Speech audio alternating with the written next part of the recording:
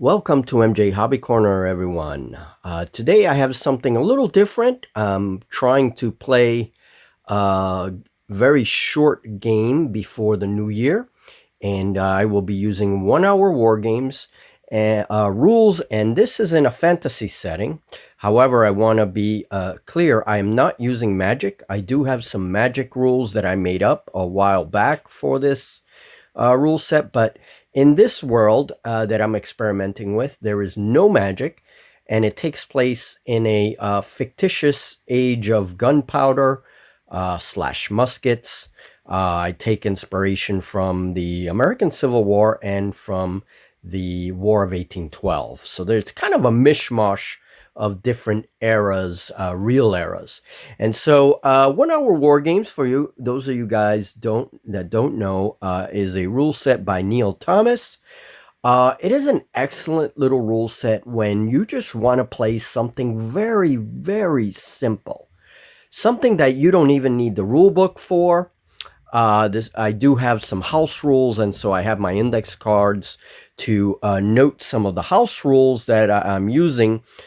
This way I can play a fantasy world of my liking. So what we have here is a very small board, and another very important thing about this little game here is that we are playing completely everything with scratch builds. These are my little mesh armies that I made out of plastic mesh, and we want to try out these little units, which I've been working on consistently. I'm actually hooked on this little mesh building thing. So the first real game for this, I do have a narrative, a much more comprehensive narrative, and I'm writing it up into a new document that'll come out in 2024 probably, and that will go up on my Patreon shop, and also it will go up on Wargames Vault. And in that document, I explore basically narratives, for different games. It's a simple document, just like my Scratch Builder ones, and it's just all about narrative. So I've written up and I have maps on that document, what's going on with this world. But basically, we have the humans. This is an empire nicknamed the Iron Dominion. And then in the middle here in this road, we have the orcs and goblins crossing the road. And so this is going to be a very small ambush scenario. 1 hour war games, you usually roll up your armies randomly, which is interesting, and you have armies with 3 units, 4 units, and 6 units. So it's very important to identify what a unit is in these little figures. So we have these two here are 1 unit. The number of figures in a unit is arbitrary. It doesn't really matter.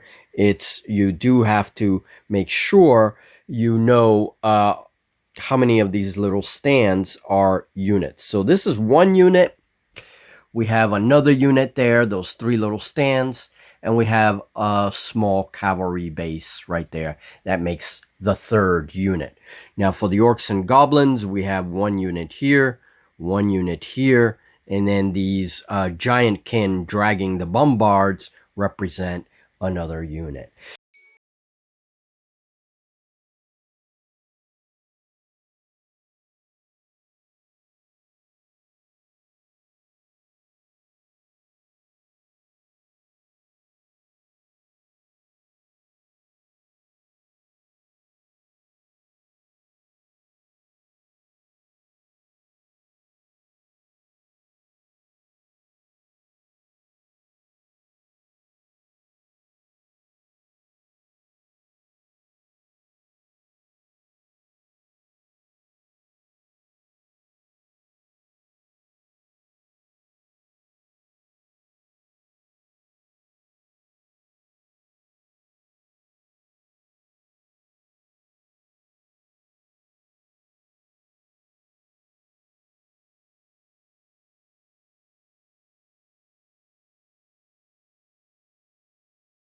To see how much damage the unit does. Again, it's very, very simple. I have added a morale bit which if a unit ends up with its final die, every unit, no matter what it is, has 15 hits or 15 hit points or life or whatever you want to call it. But in the game, they're called 15 hits. And as soon as the unit gets to the last dice, it will roll a morale check. And if it fails, the unit then routes.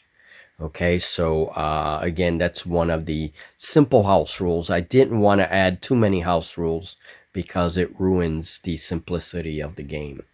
All right, so the Empire has an infantry unit here with its, we're going to say this is a lieutenant, mounted officer, which is the basically the command of the unit. And then we have another infantry unit there, and we have a small cavalry unit.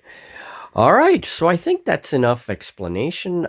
This is being played. These little figures are about 6mm in scale, roughly, and so this is being played on a very small board. So this is a variation of the escape scenario. Units can cross this stream here without a problem. It's not impassable. So the first unit, one enemy unit is on the table here on the south end, and by turn 2, the rest of the units will show up in the north end there. Okay, so for now we just have this one unit as it begins the ambush. And I usually don't play all of the 15 turns. I generally play much less than that, and usually units are destroyed before 15 turns are played. So one whole side acts, that constitutes as one turn. All right, so these guys are the attackers. The orcs will be the defenders.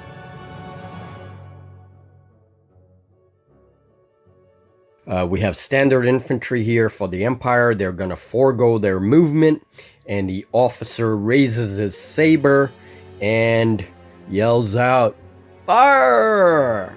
And so the muskets all fire. And now they are standard infantry, so no penalties, no bonuses. They're going to fire on this infantry unit here. If they fire on this infantry unit, they can fire on anything 45-degree angles from the front. But if they fire on the wolves, there is cover here, so they get a -2. So they're going to fire on the infantry with no cover there on the road. So straight dice, no penalties or bonuses, they roll a 2. Okay, so infantry suffers 2 wounds. So the muskets, Imperial muskets, fire a shot. Not many orcs go down. Yeah, that was correct, a 3. But a few fall off the line as they are hit with musket fire. And that ends the Imperial turn. They skip their movement. They fired. There's no melee. And now we move to the orcs. So in the orc turn, the marshal gives the order. The goblin wolf dragoons pivot. And so they can turn before or after their movement. So they're going to pivot and then move. And that puts them right into cover. Okay, now they do have a shot, even though they moved. They get a -1 because they moved and because they're mounted. But they do get a shot in the shooting phase. Now, these guys are going to try to move away from these giants. They are going to pivot, and they have a 3-inch move. So they'll pivot at the beginning of their move, and they're going to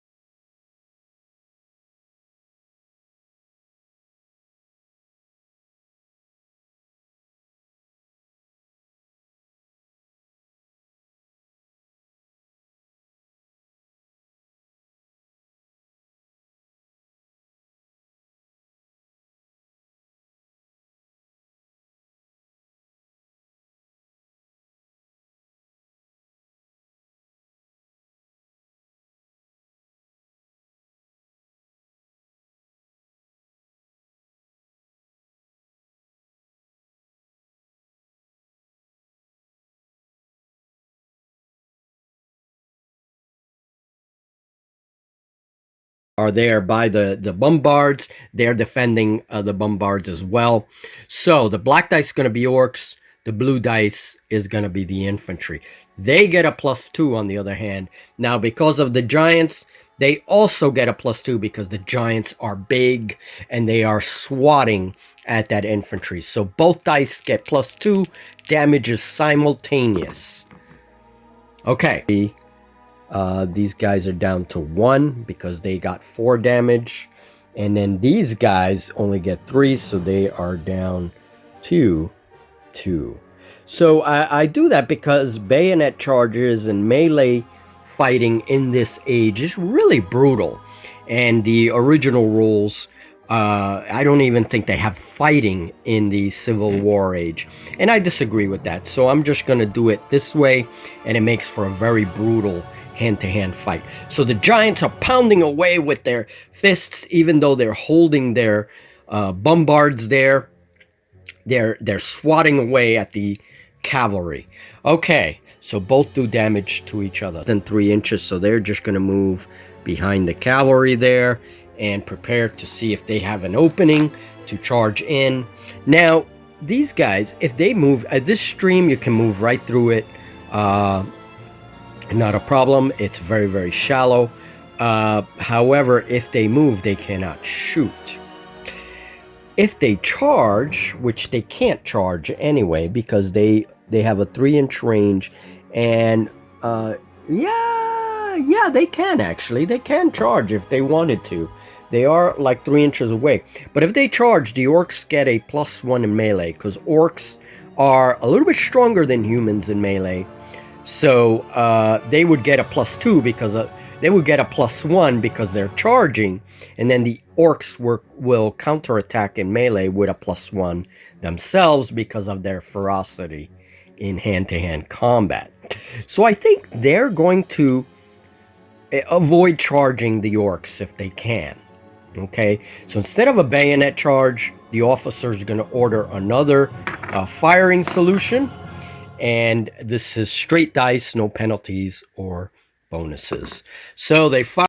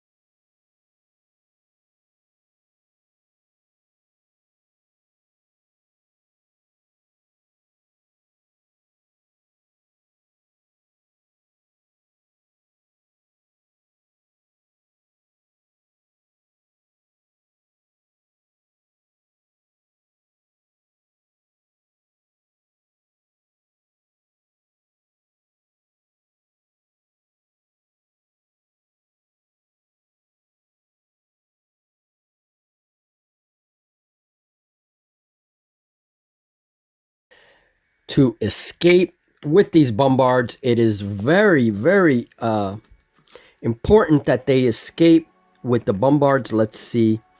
I can put the units side by side. And that's why I have them separate like that, is because I can change their formations. That really doesn't come into, doesn't affect the rules in any way. Okay, so the giants have moved. They have disengaged, but they get a -2 damage because of the disengage as they're trying to frantically get away. They incur some damage from the Imperial sabers and flintlock pistols that the mounts have. Okay, so they took their damage, they moved. Now, see, now we have a rear element here. So these wolves they're not going to dismount. They're going to turn around. That is the order that the marshal gives. The goblin war marshal with his top hat orders them to turn, and they can move and shoot. They can actually have a shot. They would have a -1. All right, well, that's okay. They will shoot the next turn. And now we have to see. These guys, see, if they move, they cannot shoot, and they're not within charge range. Their charge range is 3 inches, so no bayonet charge right now. All right, so movement phase is over. Everybody's moved. Let's go to the shooting phase. Let's go with these guys first. These guys fire. So they fire with their muskets, and that's it. It is a standard roll. No penalties or minus. Straight dice. Oh, 5. The orcs get a good volley in, and whoa, okay. Now let's see morale. Maybe we can rout these guys, and that's it. That's the end of them. 4 over. Oh, they rout. They say, no, no way. A whole line of men falls to the ground by the orc musket fire, and so they just move away and rout. Command abilities and things.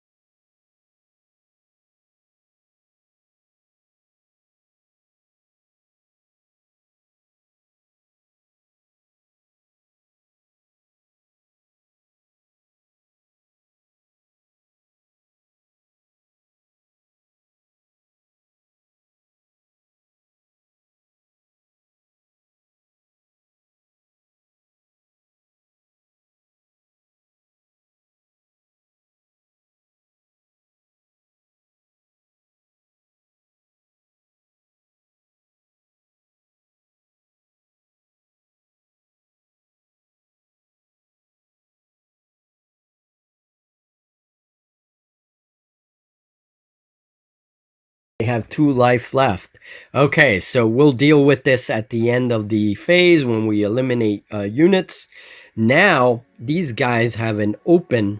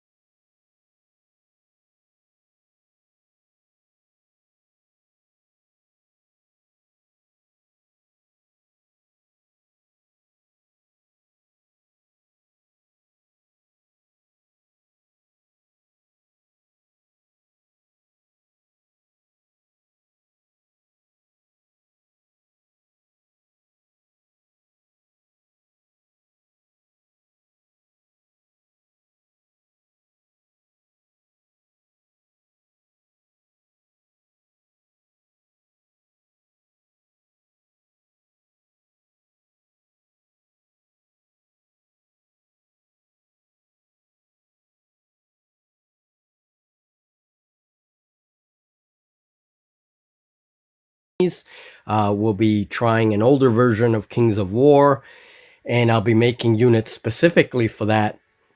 And I'm also going to be trying Mayhem, which is a nice little rule set that can that does have firearms in it, and it would could definitely work for these 6mm mesh armies. So a few more games to try, and yeah, that's it. I hope you enjoyed it. This is a very easy game to play, and it was great to try out these little figures that I've been working consistently on.